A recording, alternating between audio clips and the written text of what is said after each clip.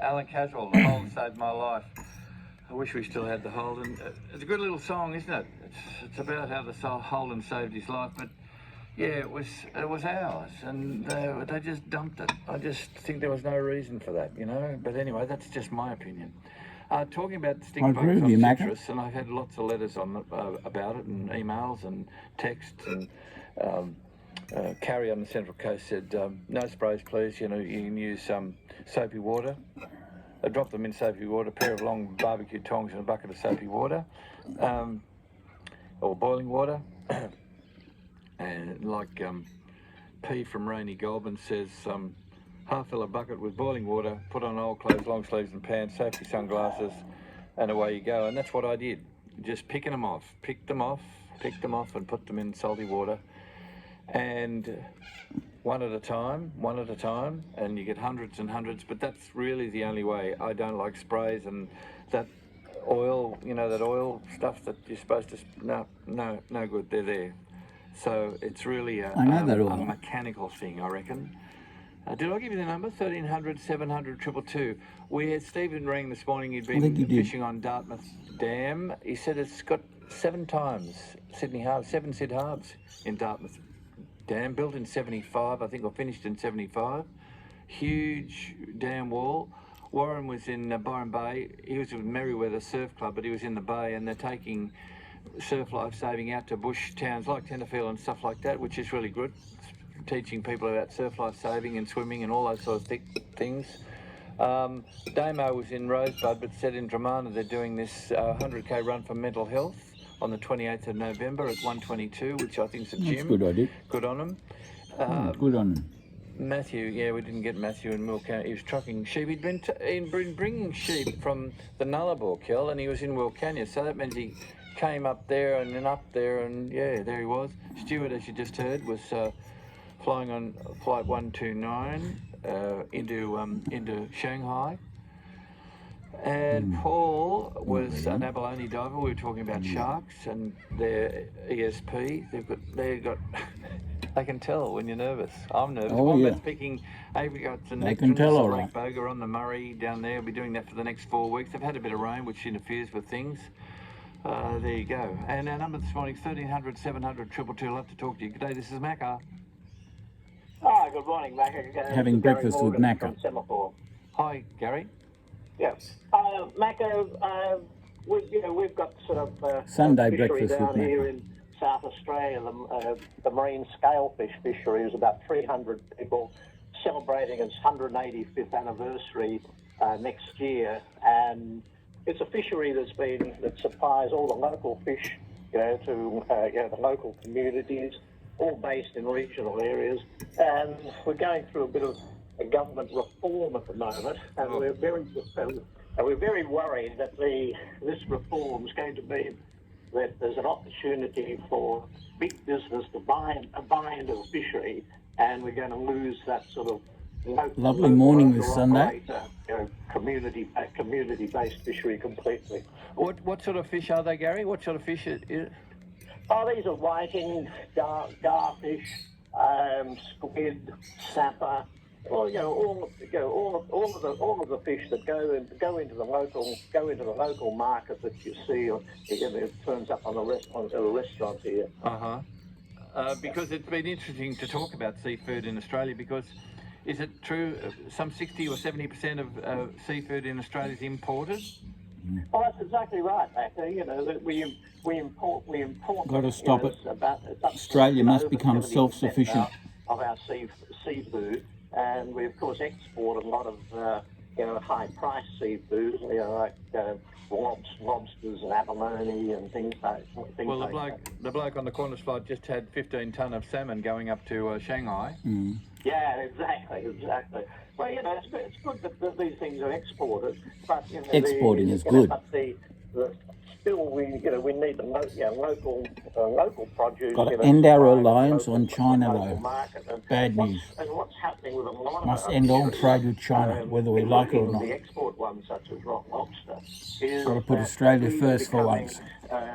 I'll drink to that. Corporate entities, the rock lobster fishery here, for example, in South Australia, Macca agrees with me. 55% of that is owned by overseas, mainly New Zealand interests. So we don't Macca even says, own that fishery anymore. Wow. we shall not be bullied by any nation. People know nothing. We don't know anything really about the food we eat and the things that go into our mouths, do we? Oh, look, you're absolutely right. And as you mentioned, that the vast majority of the seafood that we eat in Australia is imported. Now, they're imported from places that don't have the same management, they don't have the same sustainability, criteria that we have here. I think that's Australia. enough for me Our fisheries today. are very well managed, but where we're importing them from. If you're watching the weight, are not, you don't need to eat everything on your plate. the overfishing of fish stocks around the world. Yes, of course. And there's no limits. There's I no used to feel anything guilty in about some places. leaving They just food on my rape plate, the but not fisheries, and all anymore. of a sudden they've got nothing there and they go somewhere else. I read something in the paper the other day, it might have been in the Oz, about how a Chinese fleet of boats had been off the Galapagos, for God's sake. That's right. And they've been there for 3 or 4 months fishing there. See, they've got 1.5 billion people to feed every day. So, well, exactly. And the Chinese fleet is not only off the Galapagos, they're right through the South Pacific and even into the Beautiful Indian morning, Ocean. this Sunday morning, International waters, 15th of November, 2:20. To any regulation, by the states that they're Up at Elveston, 4 hours north west of so Sydney. Gary, tell me, what can you do? Is this a state government thing in South Australia, or is it a federal government thing? And what can Australians do to, because I think most Australians would want ordinary Australians to have a finger in any industry pie that's going on in Australia, especially after and since COVID's struck, and we realise what side. It's no good putting all your baskets in one exit, if you know what I mean.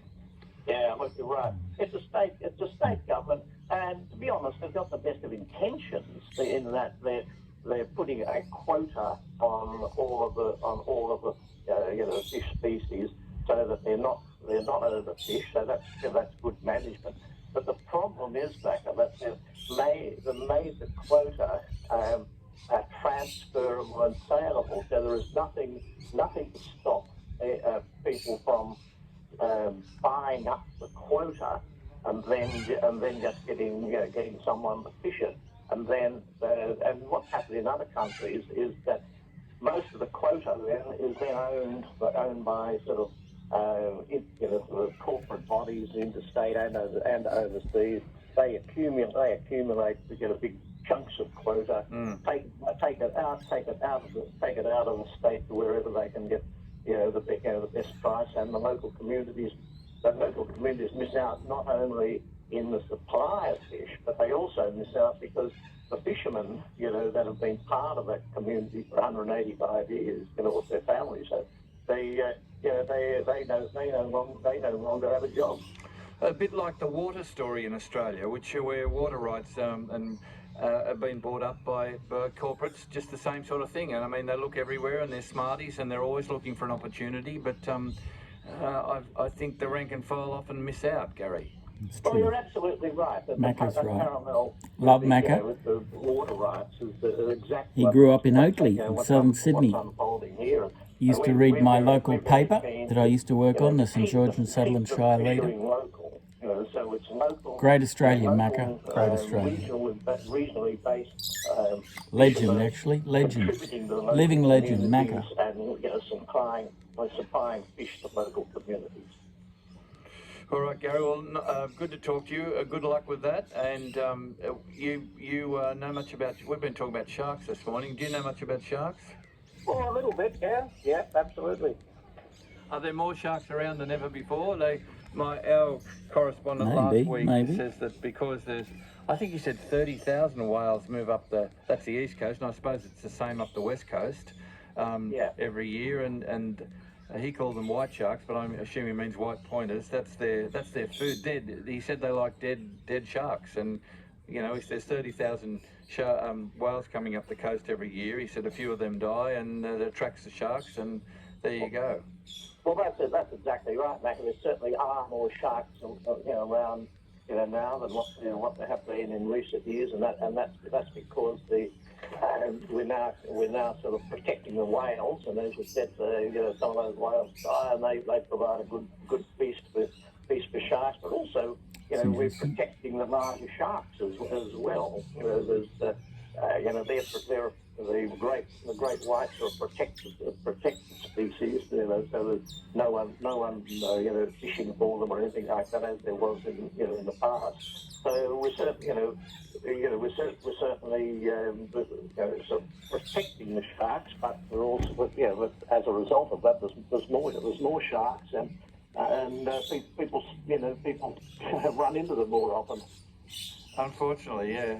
Not me. Macca, as I mentioned, with the marine scale fishery, we're having 185th Macca's like me, a landlubber. It'll be a year-long celebration next year. Hopefully the fishery I never swim out further than my chest. If my feet aren't touching the sand on the bottom, I start having an anxiety attack. Oh, I'd love to come. I'd love to come, Gary. Good luck, and thanks for your call. Okay, thanks, Macca. Thanks, Pleasure, Macca. bye.